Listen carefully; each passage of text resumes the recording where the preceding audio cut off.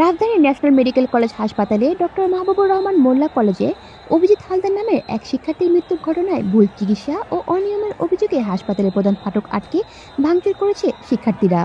রোববার দুপুর ১টার দিকে রাজধানীর পুরান ঢাকায় অবস্থিত এই হাসপাতালের সামনে লাঠিসোঁতা হাতে নিয়ে শিক্ষার্থীরা অবস্থান নেয়। এছাড়া আইন শৃঙ্খলা রক্ষাকারী বাহিনী অতিরিক্ত পুলিশ মোতায়েন করা হয়েছে। ফটকের ভেতরে সেনাবাহিনীতে সদস্যদের বিক্ষোভরত ছাত্রদের নিবৃত্ত করার চেষ্টা করতেও দেখা গেছে।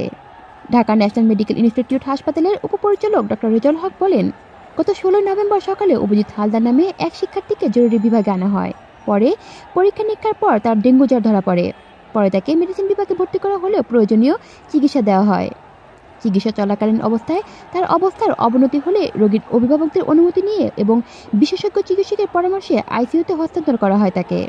কিন্তু সব চিকিৎসা এবং বিশেষজ্ঞ চিকিৎসকদের চেষ্টার পরেও ১৮ তারিখে মারা যায় অভিজিৎ। কিন্তু এখানে আমাদের কোনো ত্রুটি কিংবা অবহেলা ছিল না। পরে হাসপাতাল কর্তৃপক্ষ মৃত্যু পরবর্তী মরদেহ হস্তান্তরের প্রয়োজনীয় কার্যক্রম সম্পন্ন করে রোগীর আত্মীয়কে বুঝিয়ে দেন এবং রোগীর সম্পূর্ণ বিল স্থগিত রাখা হয়। তিনি বলেন, শিক্ষার্থী অভিজিৎ হালদারের মৃত্যুকে কেন্দ্র করে হাসপাতালে ঘেরাও কর্মসূচি পালন করেন ডক্টর মাহবুবুর রহমান মোল্লা কলেজের শিক্ষার্থীরা।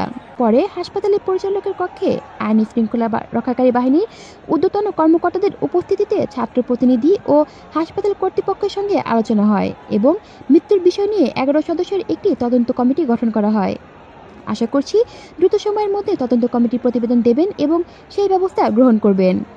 ডক্টর রেজাউল হক আরও বলেন, এই মৃত্যুকে কেন্দ্র করে একটি মহল কোমলমতি ছাত্রদের ইচ্ছাকৃত বিভ্রান্তমূলক, অসত্য ও উস্কানিমূলক তথ্য দিচ্ছে এবং হাসপাতালের পরিস্থিতি অশান্ত করার চেষ্টা করছে, যা শত বছরের ঐতিহ্যবাহী প্রতিষ্ঠানটি স্বাভাবিক কার্যক্রমকে ব্যাহত করছে এবং অভ্যন্তরীণ পরিবেশকে নষ্ট করছে, যা কোনোভাবেই কাম্য নয়। কলি শিকদার, বাংলা নিউজ নেটওয়ার্ক।